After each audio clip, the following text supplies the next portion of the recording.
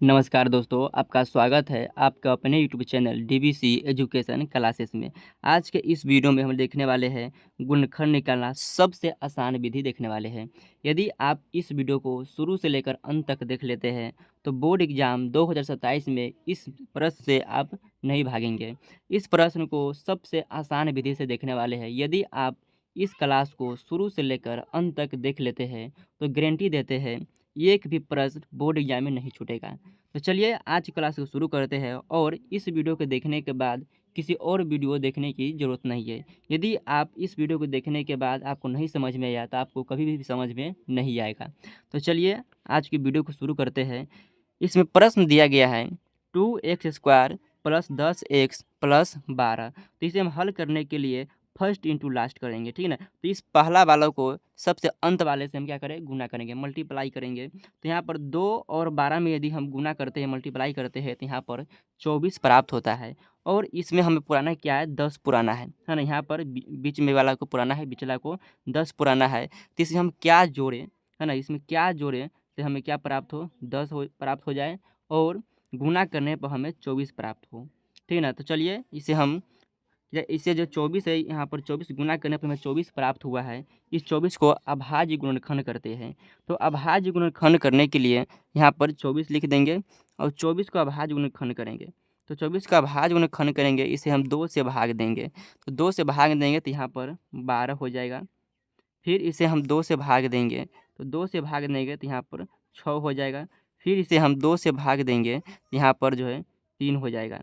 तो 3 हो गया। फिर इसे हम 3 से भाग देंगे तो यहाँ पर 1 हो जाएगा। तो ये यहाँ पर जो अभाज्य गुणनखंड जो आया, हमें कितना प्राप्त हुआ, तो 2 गुने 2 गुने 2 और 3 हमें प्राप्त हुआ है। 3 हमें प्राप्त हुआ है।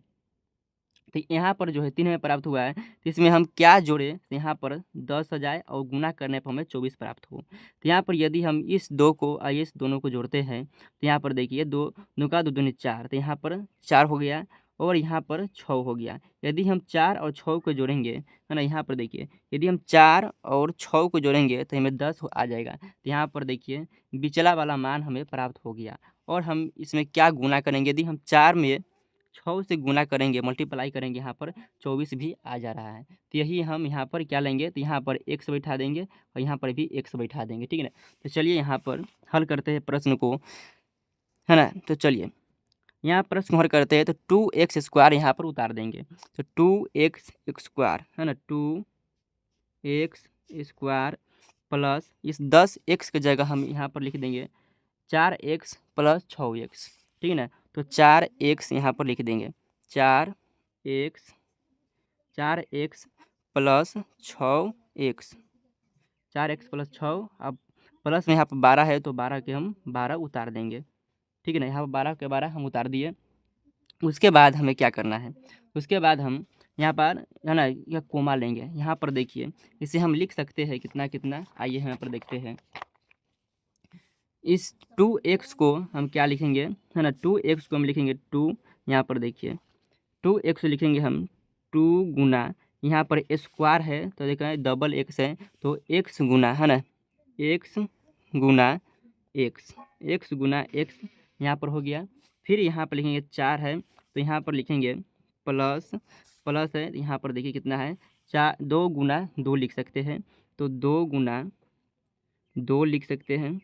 फिर यहाँ पर एक x है तो यहाँ पर एक x, है ना, क्या करेंगे, लिख देंगे, ठीक है ना। तो यहाँ पर एक x है तो एक x हम लिख दिए, यहाँ पर भी गुना है, ठीक है ना। उसके बाद हमें 6 है तो 6 को हम क्या लिख सकते हैं, 6 को हम लिख सकते हैं 6x, है ना, 6 को क्या लिख सकते हैं, यहाँ पर प्लस है तो यहाँ पर प्लस देंगे और 2, है ना, 2 गुना 3, है ना, 2 गुना 3 लिख सकते हैं। यहाँ पर एक x है तो यहाँ पर गुना में, है ना, क्या लिख देंगे, x लिख देंगे। फिर 12 को हम क्या लिख सकते हैं, तो 12 को यदि अभाज्य गुणनखंड करते हैं यहाँ पर, तो यह 2 से कटाएंगे तो 6 हो जाएगा। फिर इसे हम 2 से कटाएंगे तो 3 हो जाएगा। तो यहाँ पर लिख सकते हैं, है ना, यहाँ पर हम क्या लिख सकते हैं, तो यहाँ पर देखिए प्लस है तो प्लस दे देंगे और लिख सकते हैं 2 गुना 2, 2 गुना, है ना, 2 गुना, है ना, 3 यहाँ पर लिख सकते हैं। इतना हम लिख दिए। यहाँ पर हमें कोमा लेना है। तो यहाँ पर देखिए, यहाँ पर भी 2 है, यहाँ पर भी 2 है, यहाँ पर एक एक्स है, यहाँ पर भी एक एक्स है। तो यहाँ पर क्या लेंगे, 2x कोमा ले लेंगे, ठीक है। तो 2x कोमा ले लेंगे। तो यहाँ पर देखिए 2x यदि हम कोमा लेते हैं, यहाँ पर 2x 2x हम कोमा ले लिए, तो ब्रैकेट में बचा कितना, ब्रैकेट में यदि हम 2x कोमा लिए, दोनों हम कोमा लिए, तो हमें बचा कितना, x, एक x बचा। तो यहाँ पर एक x लिख देंगे तो x हो जाएगा यहाँ पर। फिर प्लस है तो प्लस देंगे। यहाँ पर देखिए, यहाँ पर 2x हमें कोमा ले लिए, 2x, तो 2 और एक x हो गया। तो क्या बचा, यहाँ पर 2 बचा। तो यहाँ पर लिख देंगे 2, क्या लिख देंगे यहाँ पर, 2 लिख देंगे।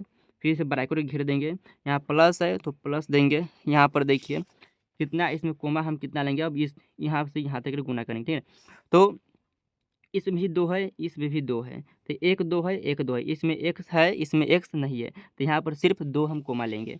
तो यहाँ पर है ना, यहाँ पर जो है कितना कोमा लेंगे, तो यहाँ पर जो है इसमें भी 2 है, इसमें भी 2 है, इसमें भी 2 है, इसमें 2 है, यहाँ पर 3 है, यहाँ पर भी 3 है। तो यदि हम 3 और 2 को गुना करते हैं तो हमें प्राप्त होता है 6। तो यहाँ पर 6 हम कोमा लेंगे, ठीक है ना। तो यहाँ पर 6 हम कोमा लेंगे, तो 6 है ना, यहाँ पर 6 कोमा ले लिए। तो ब्रैकेट में बचा कितना, इस 6 के 6 यहाँ पर चला गया, तो यहाँ ब्रैकेट में बचा x, है ना, ब्रैकेट में बचा x प्लस यहाँ पर 6 दूना 12 हो जाएगा। तो 6 दूना 12, तो यहाँ पर हो जाएगा 2, है ना, 6 दूना 12, यहाँ पर हो जाएगा 2। तो हमें सवाल जो पूछा गया था, हम एक बार बाहर वालों को लेंगे, एक बार अंदर वाले को, है ना, लेंगे। तो यहाँ पर 2x प्लस, है ना, यहाँ पर लिखेंगे 2x प्लस 6, और फिर यहाँ पर लिखेंगे x प्लस 2।